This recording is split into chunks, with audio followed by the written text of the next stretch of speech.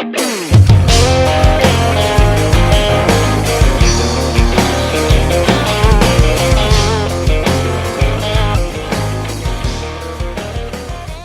to the Nothing Finer podcast. I'm your host, Rick Beach, along with Austin Allen. Well, Austin, we had comments on our YouTube channel asking about the Heisman odds, Jake Fromm, DeAndre Swift. Which one had a better shot at getting the Heisman? I'm going to say Jake Fromm has the best shot. He's the quarterback. I know we got a lot of issues at wide receiver, a lot of question marks, more so than issues. But I'm going to say Jake Fromm. Who you going with out of the two? Well, I got to go DeAndre Swift. Just because I feel like it won't be the same kind of 50-50 carry split there's been. I think he's going to get a heavier workload. And also, I don't think, not saying Jake Fromm isn't a Heisman-worthy guy, but I just don't think he's going to get the chances because, you know, how much is he going to have to throw? I mean, if he don't got to throw, we're not going to throw. And we all know that they're going to say we're going to spread it out, but, you know, who are we going to spread it out against? Not teams that were up by 17-20 on in the into the third, beginning of the fourth. Yeah, I think that's where the big question with Fromm is going to be ability to get the numbers. You know, last year he had 30 touchdowns last season. So I think he'll be able to get some touchdowns. You know, you got to look at the wide receivers last year. You had Mecole, NFL, Godwin's in the NFL, Riley's in the NFL, Nada's in the NFL. Holloman was destined for the NFL, and we all know his situation. So when you look at that aspect, but to me, number one, I don't think Swift's going to get the carries to get there. I think to be the Heisman winner as a running back, you know, like Derrick Henry, when he got it, he was getting 30, 35 carries a game, and he was just putting the team on his back and carrying it. And not saying that it's going to be a 50-50 split at Georgia, but when you do have Swift and you got a Harrion and you got a James Cook, then we don't know what we're going to have with Zamir. Say he comes in and he is the real deal like everybody's talking about. Then you got another split, and Swift's going to get his 16, 17 carries a game, and he's not really going to be able to, you know, seal the game by himself, and he's not that type of back anyway. He's going to get his numbers. He's going to get 160, 170 yards for big games. I just don't see him getting those 30 carries where, you know, like Derrick Henry, and that's the only way. And now, you know, football nowadays, because it is a QB league. Yeah, they love the. But you got to look at you know, the last two from Oklahoma. These guys was in shootouts every week, and that's how they got the numbers and they got the moments. You know, for Jake Fromm, you're gonna be up by 3 touchdowns, and Stetson Bennett gonna be in there. You know, but as far as Swift goes, you know, yeah, he could be 130 a game, averaging something around that. You know, but what if he also got 65, 70 yards receiving and a touchdown receiving? You know, that could be something that could, the all-purpose yards could push them over the top. Yeah, absolutely. I mean, I could see something, you know, to that effect, but I just don't see Georgia being able to lean on Swift and him getting those Derrick Henry type. Right. That game. Derrick Henry wasn't a multi-purpose back either, though. He just run north and south, but he towed it 35 times. Yeah. And he'd get 200 yards. Yeah. And, you know, people see that, and I think with Georgia, I mean, with Jake Fromm, his situation would be everybody knows the wide receiver situation. Everybody knows what's going on with our wide receivers. So if he goes out there and has a big year, then everybody's going to say, well, it's on Jake Fromm, because we know. Yeah, good point. And you look at when the media says, well, he did this when he only had, you know, 175 yards out of his receivers coming back and 2 touchdowns, and then you got Tyler Simmons have a 600-700 yard season, and you know, Cager and Robertson I think are going to be legit players. I think they're D1 players. They've proven that at their previous stops. So it's just a question mark. I don't think it's a liability at wide receiver. I just think it's an unknown. Yeah. And, you know, until we see them do it in the red and black, we don't know what they have. Yeah. But we all like to think that going in. But if they do have a good season, I can see Jake Fromm having a big statistical year and that pushing him into a Heisman Trophy run. But with that being said, it all hinges on what we do in the SEC Championship. And if we go 12-0 regular season and beat Alabama or LSU in the SEC Championship, that could give Fromm that push he needs. Yeah, come December, you know, Jake will, I mean, if he comes out and wins the game for us outright and slings it around, you know, 3-4 touchdowns on top of almost 4,000-yard season, I mean, I don't see how you could not give it to him. But I don't know, dude. I see Swift just making a lot of plays all over the field, especially with the departure of JJ. He's going to be a guy who's going to get a lot of carries, a lot of touches any way they can get him the ball, I think. Yeah, early on, I do believe early in the season you're going to see a lot of, little slip screens. You're going to see a lot of just routes being ran. And you're going to have to. He can catch the ball well. He's always caught the ball since his freshman year. He's caught the ball well. But I just don't see us using a running back enough to get the Heisman. Not saying anything on Swift's talent. He's got the skill set, and he's got the talent to win a Heisman. And if it was the 90s, he really would. But now, time of football, I think you got to have a quarterback, have a good statistical season. But you don't have to have the outlandish numbers of Oklahoma if you're doing it like Jake Fromm's going to have. He had nobody coming back in the receivers corps, right, and he led that unknown group to an SEC championship, to this big season. And you got to think, if you win the SEC championship, we're going to a playoff. That all leads up to saying, Jake Fromm's your head. He's your quarterback of a team going to the playoffs. And I think that'll get him enough to give him a Heisman push. Yeah, I think the comparison of what we're talking about between SEC QBs and Big 12 QBs is kind of interesting too. Like, what is the Heisman? Is it a numbers game only, or what does it really boil down to for the voters? Yeah, I mean, you look, Tua was in it last year. What did he do against Georgia? He put up numbers against Ole Miss. Yeah. He put up numbers against he went out Citadel in the second half. He went out against these lesser teams and put these astronomical numbers up. Right. But what did he do when it mattered? Right. And to me, I think that's what kept him from winning it. I mean, but I think that's what wins it for the Big Ten. Yeah. Or the Big 12. These quarterbacks go out there and they have sling it around all ridiculous amount of touchdowns and yards, but the defenses are all weak. Their defenses are not terrible in the same caliber, and I just don't. And I don't see that. Now Jalen Hurts go out there and have a big season, but when do you get a media fatigue of the Big 12? When do everybody's going to get tired of?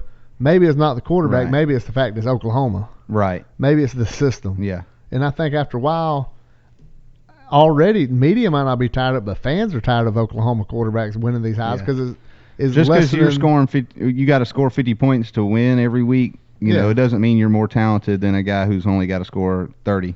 So, or whatever. Fromm and Swift both 12-1 odds to win the Heisman out in Las Vegas. I say Fromm. Austin thinks it's going to be Swift. Really and true. As long as Georgia's playing in December with a shot to go for the playoffs, we really don't care. Yeah.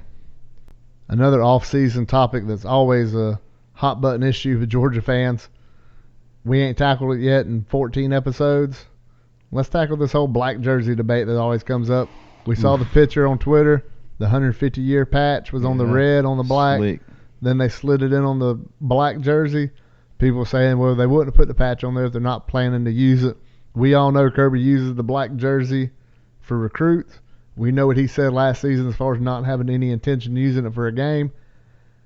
I really don't care if they use it I think it looks good. I want them to use it in games, and not because it's not a gimmick. It's only a gimmick if you put it out there as a gimmick. Yeah. And I think when Rick was there, it was a gimmick. Right. I think if we come out against Notre Dame wearing black and the crowd's blacked out, that's just fun. It's a fun atmosphere. Auburn in 07 was just the best pregame, game day atmosphere. So much fun, man. You can imagine.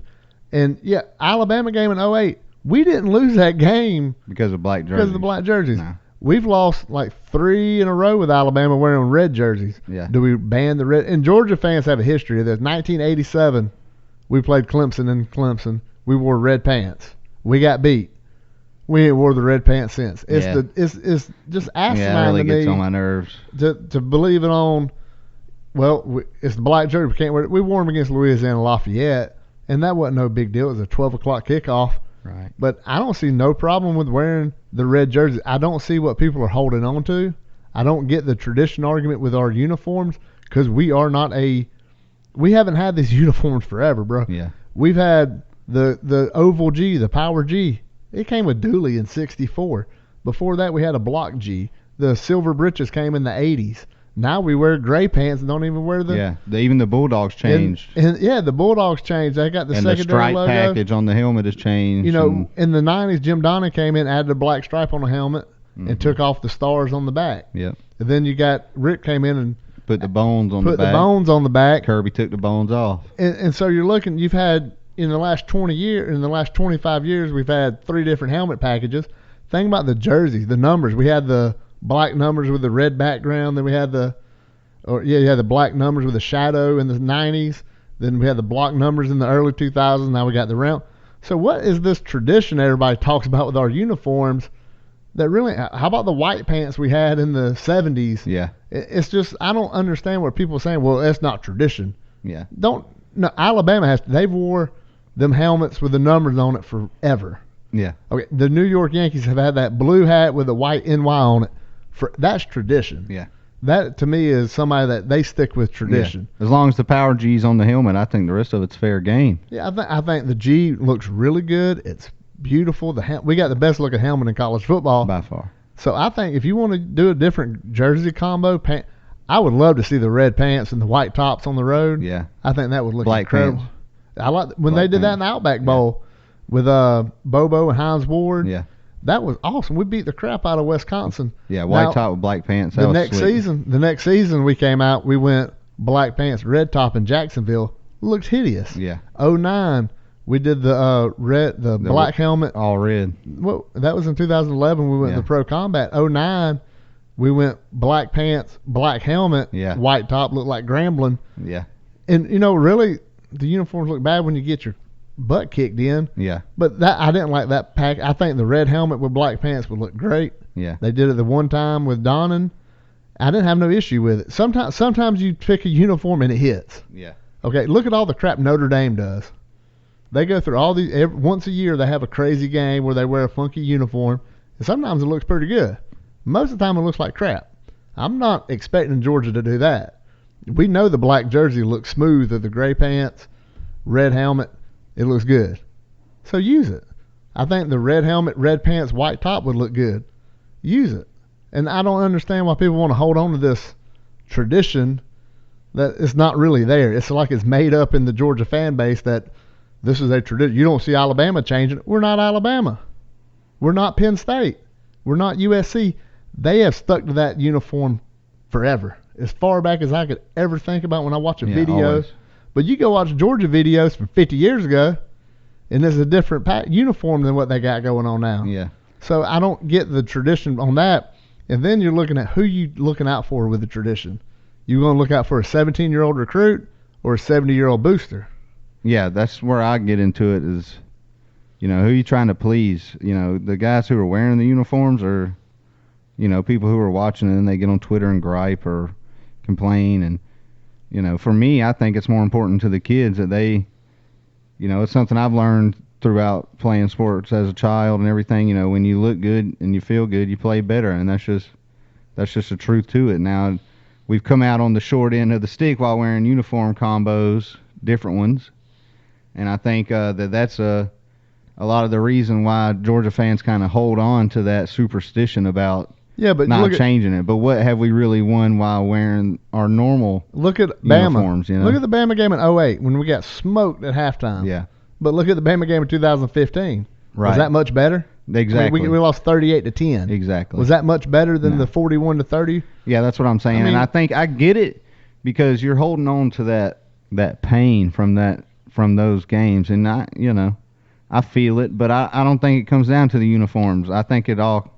What was more painful? Just if I asked you, more painful loss, 2012 SEC championship game when Chris Conley called it on the 6th, the 2018 Natty with overtime, Malcolm Parrish getting burned, or the blackout game in 08. What's more painful? Oh, by far the national championship game. And then number 2 would be the SEC championship. Oh, by right? far. I mean, so you're looking at. You look back a retrospective on 08, and that game didn't matter anyways. No, I would put the 2015 as hurting more because we were favored. That was the first time Bama's been an underdog in like 2 years. Yeah. We legitimately thought we had a shot to knock down mighty Alabama, and we ran out of our own stadium, embarrassed, got Mark Richt fired. It was just horrible. That was the worst outcome you could ever imagine. Yep. Didn't nobody say nothing about them red jerseys. Nope. And that's what I don't get is just, at the end of the day, they're just uniforms. I mean, A lot of teams don't change, and that's fine because if you're Oklahoma or you're a USC and you've always had that iconic thing, that's cool. But which we do too with our helmets, like we mentioned earlier. But I think everything else should be able to swap out. I mean, everybody loves silver breeches and all that, but I mean that's not what causes us to win or lose. No. You know, so I think a lot of Georgia fans hold on to that, and it's weird to me, but you know I get where they're coming from. But I'm in favor of wearing the black jerseys. I think they're slick. I think it looks good at night. I think it just brings a cooler atmosphere. Like you was just saying before the show, we was reminiscing on the '07 Auburn game and watched a little bit of it, and that was fun. I remember it like it was yesterday. That was one of the best times I've had watching a Georgia game in my life, besides the Rose Bowl and some recent memories, but that was one of the best games I've ever watched in my entire life. Yeah, it's crazy to think that it's such a big deal about a jersey. LSU wears purple first non-conference home game of the year. Yep. They wear purple. Get it out of the way, and that's cool. Georgia could do something where they say, we only going to wear the black the first game after clinching the East. Right. We're only going to wear the black on senior day. We're only going to wear the black against Auburn at home. They could come up with something like that, and that's cool. Yeah. Or they could say, we're going to wear black this weekend because we want to. And I'd say, okay, that's cool. Yeah, that's cool. And it doesn't have to be a whole – I think the blackout thing is the gimmick than the jersey. People buy into everybody wear black, and, I don't – just wear what you want. The team's going to wear what they want. And you wear what you want, and we show up and we play football. Now, we don't need the gimmick of a blackout to hype up the crowd in Sanford Stadium. That's not needed. Right, not needed. But it's fun to be associated with the football team. It's fun when the football coach tells the fans, hey, do this and support us in this way. Right. And you feel like you're part of the game when you're there. Yeah. And that's fun. The tailgating, I remember the blackout game in '07, everybody had on black. Yep. When we pulled up to tailgate that morning, everybody had on black. And you're like, this is something special. It was. I mean, you knew this is going to be a special night because the whole everybody went and bought. Even on TV, you could feel the energy just pouring out of the screen. It was insane. Yeah. A year later, when we went to the Bama game, it was not quite the same because we've been there before. Yeah. We knew. And then Alabama game, we painted the end zone. Yeah. They painted the end zone with the black. And it seemed a little too gimmicky. I remember Marino had like a mohawk. And yeah. It just seemed like we were putting it over a little too much. Exactly. And it wasn't as organic. I think now, if they had a big, say Texas A&M was a 7-something kickoff, and you have a fan base that's hungry for a blackout, and you have an 11-0 Georgia team. You got kids on the team saying we want to wear black, coach. But you got an 11-0. Say we're playing A&M, you're 11-0. You're tired. You're on this run of playing Florida, Missouri, Auburn. Now you got to play A&M. You might need that little bump up. You might need that. Put the fans with it, and it does. Because the team feeds off of it, man. Exactly, and it's insane. And all just like we've been saying, Auburn 07 is the perfect example because it's just they fed off the fans. It was one of the most rockinest times I've ever seen Sanford Stadium. I mean, it was just crazy, even through the TV. Like I said, it's just insane. And then everybody was dancing on the sideline, and you felt something that you didn't feel a lot during the Mark Richt era, So yeah, I mean he 07 was about the only year Rick hit it. He hit full throttle. He found something in that team. Full it started throttle, with man. the dance party in Jacksonville. Oh, that was amazing. But you know what? He didn't find it in August. He didn't finish second game of the year, South Carolina whoops us. Then we go to Tennessee and get embarrassed. I don't even think we crossed the 50, but one time the entire game. And you know what? It took him 6-7 games. And that takes every coach. You got to figure out your team. Right. If he could have figured that team out sooner, who knows where we would have been. Yeah. Chances are we beat LSU, and then we go down to New Orleans and play Ohio State, and maybe we win that natty. But it didn't happen that way. And that's in the past. We're moving on past that. So let's move on past the 08 blackout debacle. Exactly, yeah. And say, okay, this is Kirby Smart's team. Yeah. Different era, man. We don't have to hang on to those memories. We're not doing this to be the gimmick for the team. We're doing this because Kirby's letting us be part of this atmosphere, and that would just be something fun. If Kirby says he's not ever going to do it and he sticks to that, okay. Yeah, that's fine. I'm saying if they did it, it ain't going to hurt my feelings one bit. We said earlier, a recruit is more important than a booster because if you win, that booster's going to keep on. And you see 99% supporting. of these recruits, they come in and they take the picture with the black jersey because it looks slick. People want to play in those, not because of the gimmick or they don't even remember those 7 blackout game. You know, most of these kids don't know nothing about that. They weren't around for that. No, they were young kids, but they see it and it looks good. It's a good. It looks good. It's a good combo. And personally, my favorite uniform combo that we got, I like the white tops. I think the white tops on the road, I think is the most beautiful uniform. It just looks awesome. I love the road uniform. I love when we go to Jacksonville. I like when we're the road team. We have Luck in Jacksonville wearing the whites. Yes. But when we did that where we wore red and they wore the blue, I never liked that for them 3 years. But something about our whites, I don't want to wear them at home. But I just think our road uniforms, that's the most beautiful uniform. Well, I think that's all the time we're going to have this week. Oh, yeah. We got a lot going on with the show. Yeah, a lot of stuff. We got some good things coming up. The track. Hopefully next week we can get more into detail about this other situation coming up. Still, social media, we're on Twitter, @NothingFinerPod. And Facebook, you can go facebook.com/NothingFinerPod. And new now is we got an Instagram. It's Nothing Finer Pod. We're keeping the theme going on all of them. Nothing Finer Pod. Please come on and like. You know, we got some pictures on there. We're trying to get more into the IG scene. So get on there. We need likes on that. Twitter, come follow us. We'll get more into sharing stuff on Twitter. Austin, kick it with YouTube. Yeah, YouTube at Nothing Finer Pod. Make sure y'all like and subscribe this video. Hit the notification bell. And like I keep saying every week, y'all stay tuned because season's approaching and we're really excited and we're looking to get into some things and really get this thing rolling. Give y'all the coverage that Georgia fans want and deserve.